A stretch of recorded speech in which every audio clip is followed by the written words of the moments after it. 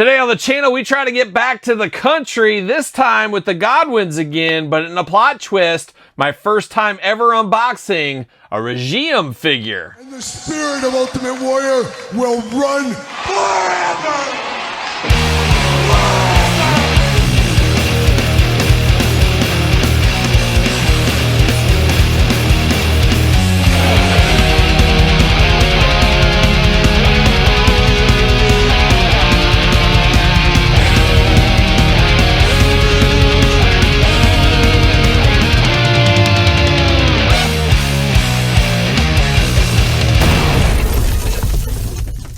Welcome everyone, Kyle here, back again with another unboxing and review, but today we got something special, not just because it's the Godwinns, it's because it's the first of a new action figure toy line from Hastel Toys.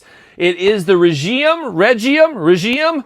Tom McFarlane figured that out for me. It is the Regium line here, and we got it with the Godwinns today. And there's always excitement when there's a new action figure line, especially one that's in the most wanted Mattel Jazzwares height scaling. So there's a lot of eyes on this set out of the gate. And if you're looking for this set, head over to HastelToy.com. Of course, use the link in the description down below.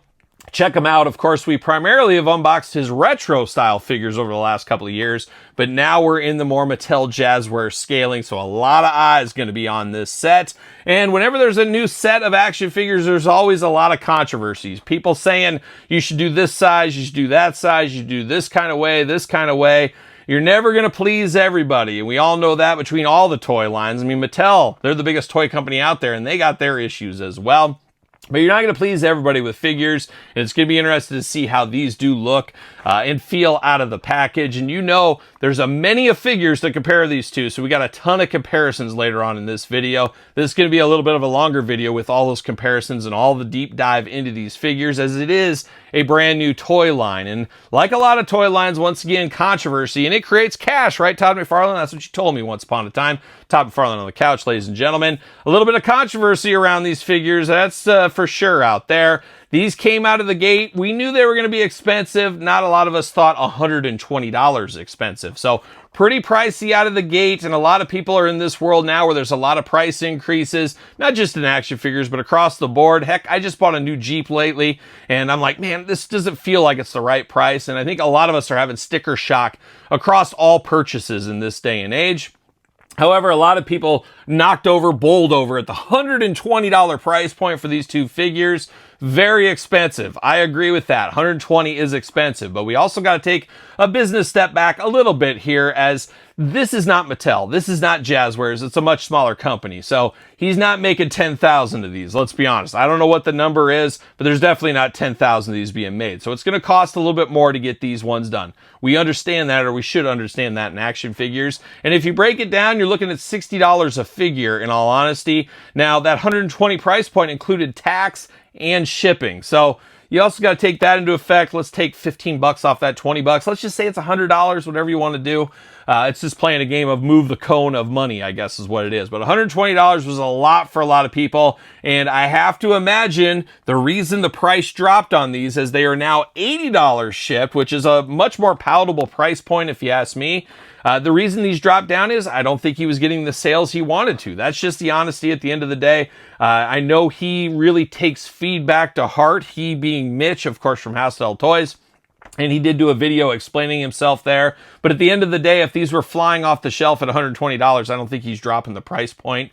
$80 seems to be more manageable. He found a way to do this at $80 where he comes out where he wants to come out. And it is what it is there. And I guess he's offering refunds of $40 in store credit to the store, or to the people that purchase these. Not everybody's happy with that. You can't please everybody at the end of the day. That's for them to work out with them, with Mitch, I guess.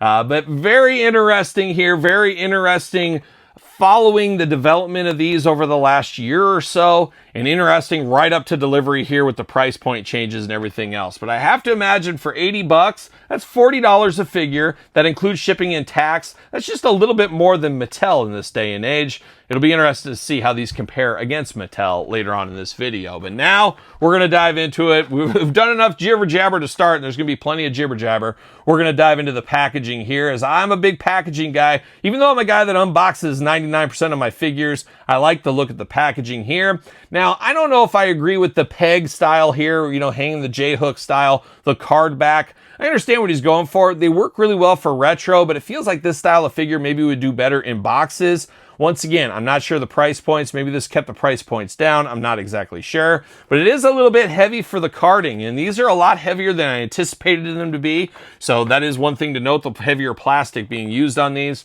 But this is a pretty heavy card here. Now, the card art here, the card sizing, I guess we'll start with that, looks pretty good. I like the sizing of the card based on the figures. However, the AI artwork here isn't my favorite. It's not going to be my favorite. I am never going to like the AI stuff. I know there's a lot of people out there doing figure photography with AI, and I'm not a big fan of that. It's just, it feels like you're fixing everything up, and I guess you could say, well, 10 years ago, people were doing Photoshop on stuff.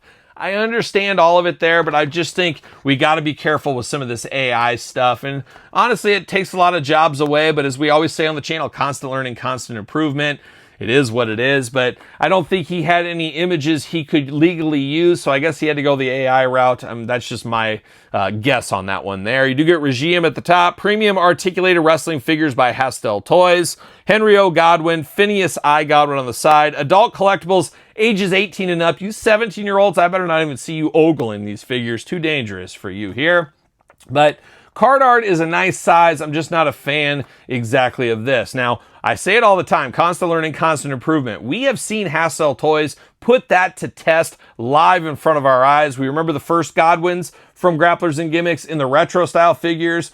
A little bit more Simpson-y, that is what I kind of felt like. But then we just recently got redos here a couple years later. Vast quality improvements on those. So I fully expect these to be improved upon in the future. I guess we'll see what ends up happening in said future. Obviously, these got to take off, these got to sell for them to be a future, you would assume. But there's the packaging on the front. On the back, there is a heck of a lot going on back here. Almost too much, maybe. There's a lot of words on this. I'm going to dive in. I'm going to start reading some of this because we've never dealt with this before. Derived from the Latin word for royalty. Oh, that makes sense, Todd McFarlane. Regium stands for excellence, authenticity, and fan-driven passion. Celebrating the spirit of collectors and the love of the game, Regium delivers independent wrestling figures made with heart. While I'm here, Todd, look it up in the dictionary. I think I got a couple of Encyclopedia Britannicas, but that's not quite the dictionary. But Todd, check on that for me. Made with heart, for the fans, by the fans. Every detail, every sculpt, every package is crafted to honor the legend you love in the moments you never forget. This is wrestling royalty. This is Regium. We'll get to the bottom of one of these days. And then we got all kinds of blurbage here, so we're just going to go through it. Henry O. Godwin, March 16th, 1964. Williamsburg, Kentucky. Oh, beautiful this time of year, if I'm not mistaken. He debuted in 1989, a magical year. Todd McFarlane, we all know what happened that year. Of course, the Oakland A's won the World Series. Never forget. Never forget. Titles held: World Tag Team Champion, National and Regional Tag Team titles. Phineas I. Godwin, Hog and Pig. Very clever on the names. December 26, 1968. His birthday's coming up. We better wish him a happy birthday. From Clearwater, Florida, USA. Beautiful this time of year as well. He also debuted in 1989. How about that? Titles held: World Tag Team Champion, Southern Tag Team titles, Hardcore Championship, and maybe we can get a naked Midian one of these days from him. And then we got more down here. Tag Team Legends, Downright Dangerous. Watch out. Rugged, rowdy, and ready to rumble, Henry and Phineas Godwin formed one of the most unpredictable and hard-hitting tag teams of the 90s. With a no-nonsense attitude and southern fried toughness, this duo stomped their way through the competition and left a trail of busted-up opponents in their wake. From rowdy barroom brawls to the grandest stages of professional wrestling, they brought an outlaw edge to the ring, capturing tag team gold along the way and earning the respect and fear of fans and foes alike. Whether slinging hog slop or swinging fists, they made it clear this team wasn't here to play. This team was here to fight. That's a lot of blurbage back here. We get a UPC, Hastel Toy, made in China. We got stay up to date with a QR code going on. Creative lead, Mitch Ralston. Figure sculptors, packaging and logo. Ricky Henry did the packaging and the logo, and he is a 5-time Emmy Award winner. He won the Emmy 5 times. Todd, how many Emmys you got? I don't got any either, so he's ahead of us in that game there. But very interesting packaging, very interesting story to get where we're at right now, which is the unboxing. Let's see if I can figure this out, see if I can get this off the card. Ooh, I like what I see right here. That comes up off the card, very nice. There we go, we got Phineas, we're gonna knock that out there. And we got all the accessories right there in the middle, gonna knock that out. And we're gonna continue on. Henry Godwin right here, pull him out. We're gonna whip out our hog. Yeah, that's what I'm saying, it's hog. Henry O. Godwin whipping out the hog. See you later, goodbye. Nice, coming off clean. I'm here for that, see you later. Goodbye. But now we got it going on, and we're gonna dive into this here. Now these hands can go either way, as we know. Just like you, Todd McFarland from the couch, could go either way here. But we're going to dive into it, and I guess we'll start with the hand department. But there is a little bit of controversy as well with the hands. Apparently these hands are not going to come out without some heat. I can see that, right? Well, I don't know. I'm twisting very slowly, but they seemingly are coming out here. I'm playing with fire is what I'm doing, but right there, it came out just fine. Now, he did send out a message, did talk about that the hands are not removable very easy, but especially on Pig, of course, Phineas I. Godwin here, it came out very easily. It's just more of the turnstile removable hands, but that came out just fine. Now, he said, hey, be careful, heat it up, all that kind of stuff. I understand that, because guess what? We unbox a lot of figures on this channel. I'm looking at you, NECA. I'm looking at you, Mythic Legions. I'm looking at a lot of toy lines here where you have to heat up the figures or they're going to break right in your hands right here. I've even had that with Mattel figures over the years. So that's not uncommon to have to heat the figures up, especially the more high-end collectible figures. Looking at you, Mondo. I could go on with all these toys. But you do have to heat those up. It's just something we've had to deal with. Do I like it? Absolutely not. I don't ever want to have to heat it. I want to plug and play. I want to be plugging holes with my hands right out of the package all the time, but not always possible here. But putting the warning out there, you're supposed to heat these hands up, but you saw right here, right out of the package, opened up just fine. So your mileage may vary, heat it up just to be safe. But we do get extra hands here. 2 Fists of Fury on Phineas, 2 gripping hands on old Henry. But guess what? We get both sets here, so you can go back and forth both sides of the table if you want to. These hands remind me a heck of a lot of Super 7 with how they do plug in. If you're familiar with the Super 7 wrestling figure line they had, very similar to that. Is what it is. Fist, no fist, choose your own Godwin's adventure right there. And I guess we'll go to Henry Godwin because he was the first. He was the first at the end of the day. We do get his slop bucket here, and I believe this is some reuse from the retro one, but that makes a lot of sense. You got the green slop inside here, ready to go, ready to square off. Got the old bucket there. Got to have that with Henry Godwin. Makes sense to reuse that. Now we do get a hat here, a green hat. Supposed to be John Deere. Now I'm in John Deere country. I live in the heart of John Deere country, and if it ain't Deere, it ain't nothing. That's what they say. Got to say, I've never owned a John Deere. I'm trying to even think if my grandpa. I think my grandpa was a lot like a young Brock Lesnar once upon a time. Yes, Brock Lesnar. He survived many a plane crashes. 3 plane crashes my grandpa survived. That's a story for another day. But Ric Flair, you only had one, you know. But he was a Case IHI guy or something like that. I don't know my tractors. I'm a city kid. What can I say? But it is a John Deere tractor. Would love to find a sticker or a decal to put on here to make this John Deere official. But you don't want to mess with John Deere lawyers. They'll get you, let me tell you. But it is a nice hat here. It does fit on the head. It does not fall off the head, so you can't ask for much more than that. You can put it backwards as well. So you got a hat. You can have hat on, hat off, choose your own hat adventure with Henry Godwin there. But now we're going to dive into Hog himself. The rubber hitting the road here, almost 15 minutes into this. But like I said, we want to go through everything with this figure. And I got to say, this is a very good head sculpt here. I like this. He's even got the missing tooth in the teeth. You got the beard there. You got the Kentucky waterfall. How fitting from a Kentucky boy here. Pale skin tone, 2 eyes, 2 ears, a nose, and a mouth. Looks pretty good. A dash cartoony, a dash but not overly cartoony.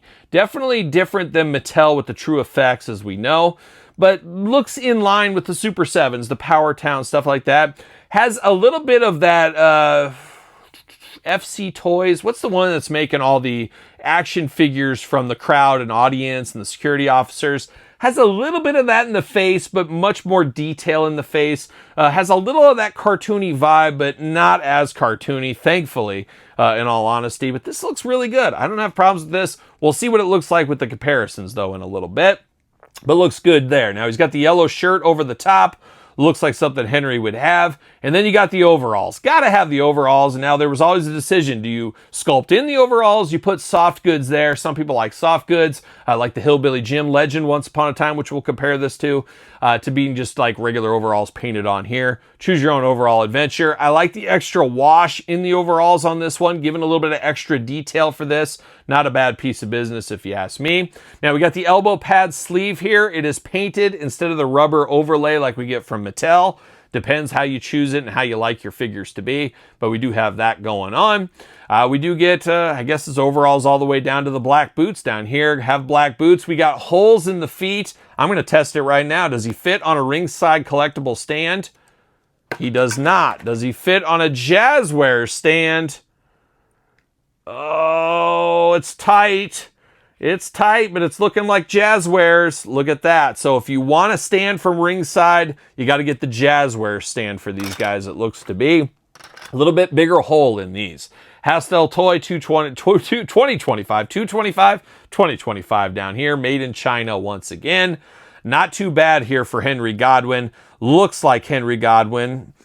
Doesn't quite smell like him. I remember him smelling a little bit more dangerous than this, but an interesting look here at Henry Godwin, the first Regium figure we've had out of the package. Now, I'm going to put him, should I put him on a stand? Let's see how he stands. Stands just fine on his own, so we'll go with this. Now, I'm going to walk through articulation with Phineas here. We kind of know what we're getting ourselves into with these figures. Let's dive into Phineas. He's got that lucky horseshoe here, a brand new horseshoe, different than the one we got with the retro. He's got a real chain on this one as well. Gold, ready to be used in a match, ready for some luck here. We're here for that. We do get a hat, it's a camouflaged hat, looking very similar. Is it different? Is it the same mold? I would assume same mold. But you do get a hat here, camouflage for Phineas. See how well it fits. Uh-oh. There we go. Fits on there pretty good. Not too shabby right there for Phineas.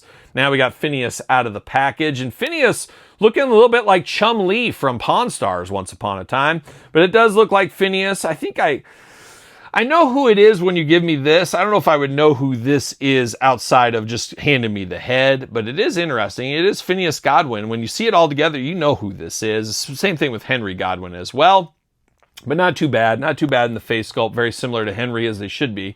Now we do get the soft good painted on shirt on this one here in red. What am I talking about today? You get the overalls once again with the wash across it. You got the silver wrist tape going on there. You got brown boots down here. Now, is there reuse? Is it the same lower half? It sure looks to be the same lower half, painted a little bit differently in the boots. Up top looks to be the same. There is a difference in the shirts. You got the long sleeve shirt over here, shorter sleeve shirt. That is some difference. Obviously, you got the painted on elbow pad. You got the wrist tape over here, so there's differences there. And then the heads are obviously different. So there is some borrowing back and forth. We see that with all the toy lines. We're apparently seeing that with this one here as well. Now the moment of truth. It's time to dive into the articulation here. You get side to side, up and down, back and forth on the head. Head not removable. However, like anything else, you put heat to it, maybe the head would be removable. Not sure I'd ever need to really remove the head on these guys though. Arm does go all the way around for us. Side to side, back and forth. Nice ratcheting joints. There's a nice stiffness, tightness there in the ratchet. We got double jointed elbows, pinless elbows as well. Once again, very tight on these. Feels pretty good. You could warm these up if you need be. Hands removable, back, forth, side to side. You know, like I said, be careful removing the hands apparently, but I had no problems. And these are right out of the mailbox on a cold day. So once again, your mileage may vary. Hula hoop up top. Got the dumbbell hula hoop. Traditional waist. Very nice. Splits. Look at that. I don't know if you could do those splits in real life, but we got the splits right there if you need them. Once again, very tight joints on this one. Goes up for that big boot. Not too bad. Thigh cut. Double jointed. Man, these are tight in the knee. Double jointed pinless knees. How about that? I mean, it feels like a Mattel in the knee department in some of those baggier pants figures that we've had. Oh my gosh, now I can't get it back. Ooh, very tight. Wouldn't hurt to put this guy under some heat, I don't think, but very tight. I got it through done there. And then ankles, you get some side-to-side, up and down, a little bit limited, just like Mattel, once again, with the baggier jeans down there at the bottom. Not a bad piece of business, though. As far as things go, I tell you what, these are actually better in hand. I'm not just saying that. These are better in hand than I thought. I like the weight. That's something you can't really tell until you have it in hand, but there is a nice deluxe weight on these. These are probably the heaviest wrestling figures of this size anywhere. And with that, I think is some of the ratchety joints, the heavy duty joints, making this a little bit heavier. I don't know if anybody's ever complained about a too light or too heavy of a figure, really, but there's a lot of heaviness to this, which means the plastic should be pretty strong on these guys. So really, first time out of the gate, constant learning, constant improvement. I'm sure there's some things to touch on. I think the hands is one thing, obviously, he's concerned about. He would change. But I got to say, for what these are, being its own line, not a bad piece of business. Now, the true test for a lot of people that are buying these in collectors is going to be in the comparison. That's what we're going to dive into here in a second. The comparisons is where people, because let's be honest, there's not going to be as many Regium figures as Mattel. They do cost more, so people are going to want to put these with their Mattels most likely, and we're going to see where that ends up going. But we do got some Godwins here. I'm going to go fast through these retros. We did have these recently on the channel, so you can kind of see that. Mini versions if need be. And then we got the old versions here. Could come a long way from his first ever figures, as I throw the slot bucket, his first ever figures to his most recent figures with the Godwins. Pretty interesting. Constant learning, constant improvement, as I do say. How about a little Mattel comparison here with Hillbilly Jim? Now, Hillbilly Jim's on a stand. I guess I could take that off. That's not bad height-wise. Hillbilly Jim, one of those deceivingly very big guys. I believe he was bigger than both of the Godwins, if I'm not mistaken. You can kind of see how that looks together here as far as comparisons do go. A line here from our friends over there at Ringside Collectibles. We get the Legion of Doom. It feels like the old Bone Cruncher days almost, is what it feels like here. We got Hawk and Animal, so you can kind of see how they compare. Some people say these are undersized, and I do think the Road Warriors are a little undersized, especially compared to Demolition we just recently got. I feel like they should be a little bit buffer, a little bit more jacked. Maybe not necessarily height-wise, but jacked-wise. But you can see the ringside figures next to these Regium figures there. I'll stick these guys off to the side. I forgot, speaking of Bone Crunchers, why not? Let's put those Bone Cruncher Godwins out here. The ones that started it all once upon a time. And we know the Bone Cruncher days, such a fun tag team division with the LOD, the Godwins, the Headbangers, the new Blackjacks. Could we get those? Man, I would love to have those from Mattel. So you can kind of see that comparison. And I guess speaking of the Headbangers, let's bring out Mosh and Thrasher right there, so you can see them next to the Godwins. I'm pretty sure they were shorter than the Godwins, if I'm not mistaken, so we do got that comparison if need be. And the hits keep on coming here. How about Ultimate Edition Mattel? How about the Steiner Brothers? Kind of ships passing in the night, I do believe, but you got them next to the Ultimate Steiner Brothers for a little comparison if you wanted to see Ultimate versions. Man, that brings me back to my childhood right here. Steiner's LOD, playing all the hits. Playing all the hits with Powertown, good friends of the channel. Somebody get me Magnum TA. You can kind of see the Powertown size difference, comparison difference right here between those. I don't know. What's your guys' thoughts on that? The old Powertown. I don't know. I don't know what to think about Powertown ever anymore, as we do know, as we've discussed ad nauseum on the channel. But there's Powertown. And last, but certainly not least, we're going to go to Jazzwares. Grab the first tag team I saw on my shelf. It is FTR. How's that size look there? I got to think FTR is a little smaller than the Godwins. Not bad. All things considered, I think you can fudge these in with your Mattel figures, just like you can with the Jazzwares. Some people do Super 7. That's a little bit more of a stretch, but really not a bad first round of business right here. I know not everybody agrees with the price point, even at $80. You just got to vote with your wallet at the end of the day. What you can afford, what you feel is worth the value. You got to answer that. You got to look yourself in the mirror as far as that goes. But for around $40 a figure, that doesn't feel too bad, especially in this current environment. As I said, it's like $28 with tax for an Elite right now. So you're basically $12 more for this on a much smaller produced level. I think that price point jives pretty good at $80. That feels like a decent value to me. $120 felt like a stretch, but I also understand that when I try to break down the math a little bit. But all things considered, I like these actually more than I thought I was going to like them. So that is a good thing. I'm very excited to see where this line goes, see what kind of improvements are made, and then hopefully, you know, the Ahmed Johnsons of the world, the Gangrels of the world, and all points in between. Where's Kurt Fuller? Where is he? Can we get him as well? I think there's a lot of meat on the bone for things that can be done. Heck, look at his retro line. Look at all the figures he's made in retro. If we could get these in this style figure, all those different ones, it would be expensive, but it would plug a lot of holes in our collection. And Todd, once again, you know I'm here plugging holes on a nightly basis, some may say, but not a bad first pass here. I'm here for it, but I'm interested to hear your thoughts. I think there's going to be a lot of thoughts, a lot of comments about these, I think from both sides of the coin. Like a young Kiss in the 70s, two sides of the coin, possibly. Be interested to hear your thoughts in the comments down below. Sound off down there. And of course, don't forget to like this video. Don't forget to subscribe to this YouTube channel and my other YouTube channel. 2 channels of content to keep you busy each and every single day. Appreciate all the support out there. Don't forget, of course, SirPaul64 on the X, _Kyle_Peterson on Threads, Instagram, TikTok, and TheKylePetersonShow at gmail.com. Kyle Peterson Show, my podcast every Tuesday, wherever podcasts are found, with video cast on YouTube. You can also check out Patreon YouTube channel memberships if you want even more content. So for the Godwins, I'm Kyle. See you guys all real soon. Well, are we gonna dance or are we gonna play? We're going to the end of the line.